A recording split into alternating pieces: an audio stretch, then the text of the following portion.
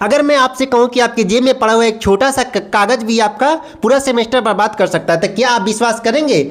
मैं बात कर रहा हूं एकेटीयू के यूएफएम के बारे में। दोस्तों, आज का वीडियो बहुत ही इंपॉर्टेंट होने वाला है। आज हम MBA student, B Pharm student और बीटेक स्टूडेंट के जो यूएफएम लग जाते हैं उसके बारे में बात करने वाले हैं, तो वीडियो को अंत तक बने रहें। नमस्कार दोस्तों, एकेटीयू वाले बाबा पर आपका स्वागत है। आज के वीडियो में जैसा हमारे अरविंद भाई ने बताया है कि यूएफएम के बारे में बताएंगे, तो आपसे मेरा अनुरोध है कि आप पूरा वीडियो अंत तक जरूर देखिएगा। इस वीडियो में हर चीज़ें यूएफएम का A to Z, एकेटीयू के जो यूएफएम लगाया जाता है किसी भी कोर्स का, उसमें हम A to Z कवर किए हैं। कोई भी प्रश्न यदि आपके मन में होगा तो आप कमेंट बॉक्स में जरूर टाइप कीजिए। तो हमारे रविंद्र भाई को हमारे चैनल पर आपका स्वागत है रविंद्र भाई। Thank you Ajay ji. रविंद्र भाई से मेरा एक पहला क्वेश्चन यही है, रविंद्र भाई यूएफएम क्या है?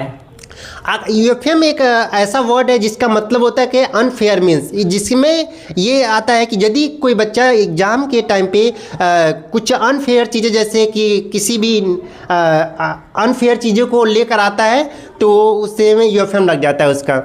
तो यूएफएम क्यों लगता है? दरअसल मतलब आपको बताना होगा यूएफएम क्यों लगता है, तो कैसे हम बताएंगे आप यूएफएम लगने का मुख्य रीज़न ये होता है कि यदि एग्जाम के दौरान इन्विजिलेटर के द्वारा स्टूडेंट के पास कोई भी संदिग्ध चीज़ जैसे मोबाइल और पेपर पे लिखा हुआ चीज़ ये सब पकड़ा जाता है या फिर नकल करते हुए पकड़ा जाता है, तो यूएफएम उसका लग जाता है यूएफएम कमेटी के द्वारा।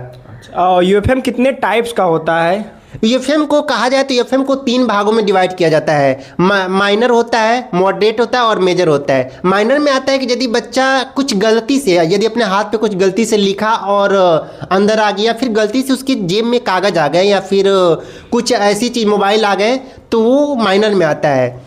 इसमें ये होता है कि उसमें बच्चे का मार्क्स 0 कर दिया जाता है और इसमें दूसरा कोई सज़ा नहीं होता है। और अब यदि हम बात करें कि मॉडरेट में, तो मॉडरेट में ये होता है कि यदि बच्चा नकल करता हुआ पकड़ा गया, मोबाइल ले गया, मोबाइल से लिखता हुआ इन्विजिलेटर के द्वारा पकड़ा गया, तो वो मॉडरेट में आता है। और इसमें बच्चे को एक साल मतलब उस सेमेस्टर से सेमेस्टर पूरा फेल कर दिया जाता है। और अब हम बात करते हैं तीसरा जो होता है मेजर में ये देखा है कि जैसे ग्रुप वाइज, जैसे कि समझिए कि ग्रुप में नकल किया जा रहा है कि मोबाइल से लिखा भी जा रहा है, पहले कॉपी लीक कर दिया गया है या फिर पहले से ही उसमें पेपर के सारे क्वेश्चन बच्चे को पता है, तो ये मेजर में आता है। इसमें कम से कम 1 साल के लिए बच्चे को डिवाइड कर दिया जाता है और इसका सज़ा 1 साल के लिए होता है।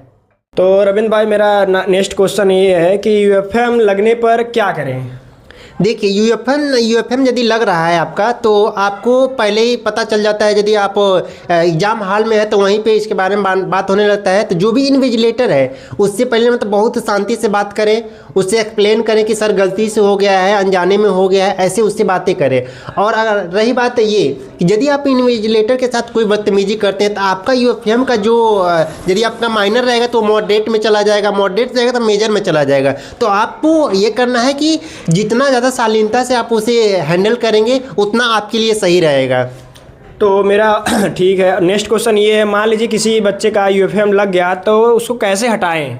देखिए, यूएफएम ऐसे जनरली नहीं लगता है। यूएफएम लगे सबसे पहले होता है कि केस बनता है, परीक्षा में केस बनता है, फिर आपसे यूएफएम फॉर्म भरवाया जाता है। यूएफएम फॉर्म जब आप भरते हैं उसके बाद से आपसे स्पष्टीकरण लिया जाता है। स्पष्टीकरण में ये हो गया कि हम आप ये लिखेंगे कि देखिए आज ये बहुत गलती से हो गया है, आइंदा से ऐसा नहीं होगा। तो रविंद्र भाई, मेरा एक नेक्स्ट क्वेश्चन ये है कि यूएफएम कैसे हटाएं? देखिए, यूएफएम तो जनरली ऐसे नहीं लगता है।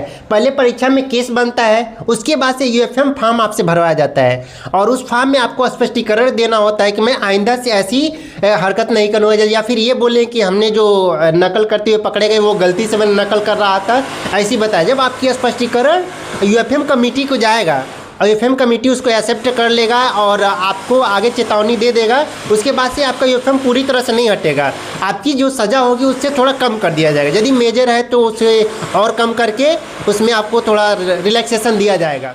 यदि किसी स्टूडेंट का यूएफएम लग गया है परीक्षा के दौरान और उसको दिख रहा है कि यूएफएम लग गया है, तो अब हमारे रविंद्र भाई बताएंगे स्टेप बाय स्टेप यूएफएम लगने के बाद क्या कार्रवाई करना होता है स्टूडेंट को। सबसे पहले एक सर्कुलर जारी होता है। सर्कुलर में आपके जो एकेटीयू की वेबसाइट पे एक ईमेल आईडी दिया जाता है, उस पर आप अपना जो रिजल्ट नॉट डिक्लेयर रहता है उसका स्क्रीनशॉट और अपना आईडी ये सब उस पर पोस्ट कर मतलब मेल करना होता है। मेल करने के बाद से इधर से रिप्लाई आता है, आपका यूएफएम हट जाता है। आज यदि आपका यूएफएम उससे नहीं हट पाता है तो आप AKTU के मेन कैंपस में आपके विजिट कर सकते हैं। स्टूडेंट सेल में आप आकर अपना समस्या बताएंगे और यहाँ पे आपकी समाधान मिलेगा। तो गाइस यही स्टेप है यूएफएम हटाने का। यदि आपके प्रश्न में कोई यूएफएम का कोई क्वेश्चन होगा तो आप कमेंट बॉक्स में ज़रूर बताइएगा। आपको कैसा लगा वीडियो को लाइक कीजिएगा, सब्सक्राइब। तो यही स्टेप है यूएफएम हटाने का। यदि आपका कोई और क्वेश्चन होगा तो आप कमेंट बॉक्स में बताइएगा, ठीक है। और हमारे चैनल को सब्सक्राइब कीजिएगा। तो रविंद्र भाई कुछ कहना चाहते हैं? और हाँ, एक और इम्पॉर्टेंट चीज़, अगर आपको मेडिसिन में इंटरेस्ट रखते हैं, उसके नॉलेज के बारे में जानना चाहते हैं, तो आप मेरा एक यूट्यूब चैनल है मेडिसिन गाइडेंस बाय रविंद्र, आप उसको सब्सक्राइब कीजिए, उस पर विजिट कीजिए और देखिए यदि आपको वो समझ में आए कि हाँ आपके लिए वो रिलेवेंट है तो आप उसे ज़रूर सब्सक्राइब करें। और ऐसे इन्फॉर्मेटिव वीडियो के लिए आप ज़रूर सब्सक्राइब कीजिएगा। धन्यवाद।